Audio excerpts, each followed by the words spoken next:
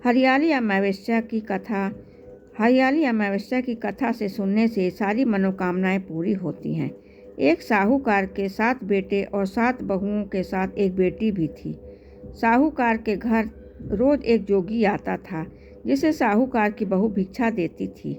उस जोगी को जब साहूकार की बेटी भिक्षा देने आती तो वह उसकी भिक्षा नहीं लेता था और कहता था कि तेरे भाग में सुहाग की जगह दुहाग लिखा है। लड़की को उस जोगी की यह बात बहुत बुरी लगती और एक दिन वह अपनी माँ से रोते रोते जोगी की बात बताती है।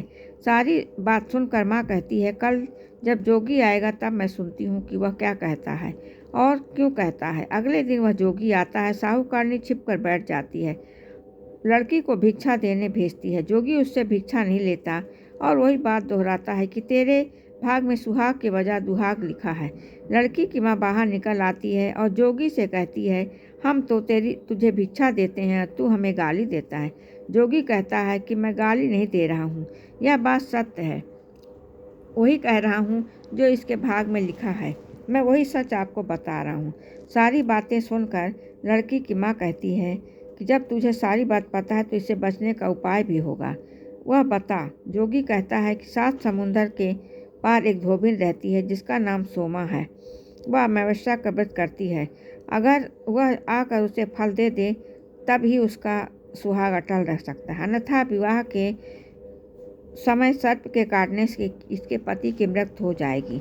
सारी बात सुनकर माँ भी रोने लगती है और सोमा धोबिन की तलाश में निकल गई। चलते चलते रास्ते में धूप पड़ रही थी, जिससे बचने के लिए वह एक पीपल के वृक्ष के नीचे बैठ गई। उसी वृक्ष के नीचे एक गरुड़ के बच्चे घोंसले में थे। एक सांप आया और गरुड़ के बच्चों को खाने के लिए लपका, लेकिन साहूकारनी ने उस सांप को मारकर बच्चों की रक्षा की। कुछ देर बाद गरुड़ी आई और सब देखकर साहूकारनी की चोंच से मारने लगी। साहूकारनी बोली, एक तो मैंने तेरे बच्चे को सांप से बचाया और तू मुझे ही मार रही है। सारी बात जानने पर गरुड़ की नी बोली कि तूने मेरे बच्चों की रक्षा की है, इसलिए मांग जो मांगना चाहती है।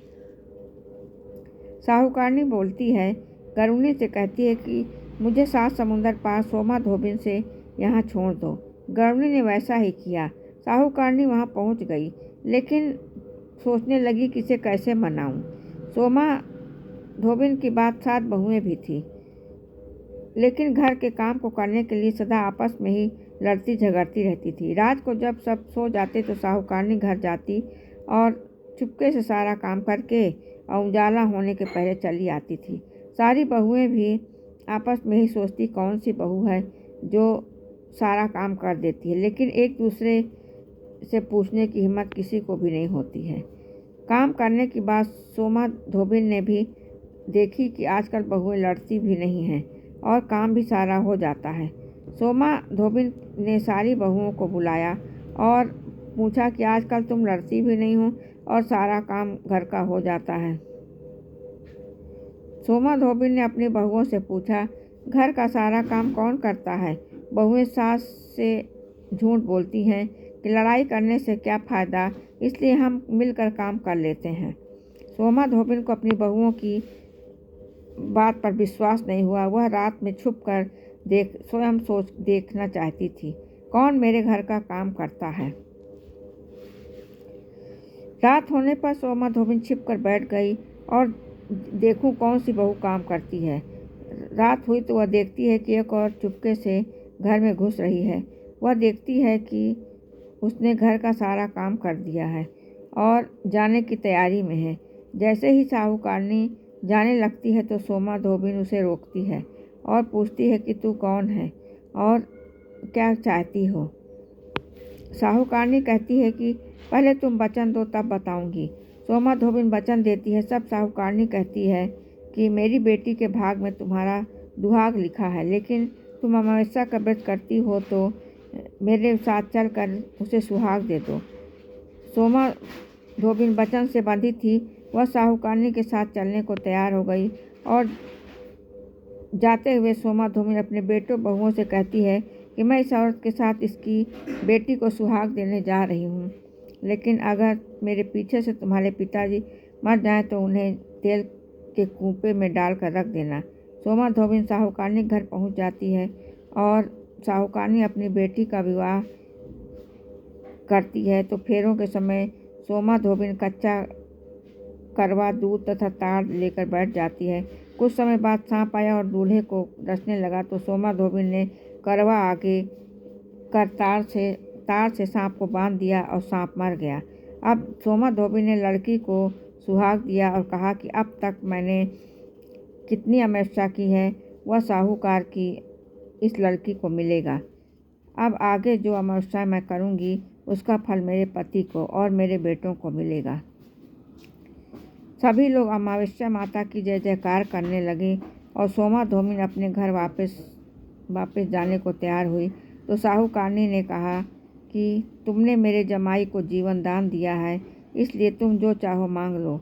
सोमा धोबिन बोली कि मुझे कुछ नहीं चाहिए और वह चली गई। रास्ते में चलते हुए फिर से अमावस्या आ गई। उसने पीपल के पेड़ के नीचे बैठकर कहानी कही, व्रत रखा और पीपल के पेड़ की 108 बार परिक्रमा की। पीपल के पेड़ की पूजा के बाद वह घर जाती है और तो देखती है कि उसका पति मरा पड़ा है। अब रास्ते में जो अमावस्या उसने की थी उसका फल अपने पति को दे दिया, जिसके प्रभाव से वह पुनः जीवित हो गया। सब कहने लगे कि तूने क्या किया है जो तेरा पति जिंदा हो गया। वह कहती है कि मैंने तो ऐसा कुछ नहीं किया है, बस रास्ते में अमावस्या तिथि आ गई थी जिसका मैंने व्रत किया है, कहानी कही है और पीपल के वृक्ष की 108 बार परिक्रमा की है। अब सारी नगरी में ढिढोरा पिटवा दिया गया कि हर कोई अमावस्या का व्रत करेगा और पूजा करेगा, कहानी कहेगा, पीपल की वृक्ष की 108 बार परिक्रमा करेगा। हे अमावस्या माता, जैसे आपने साहूकार की बेटी को सुहाग दिया वैसे ही सबको देना। अमावस्या माता की जय।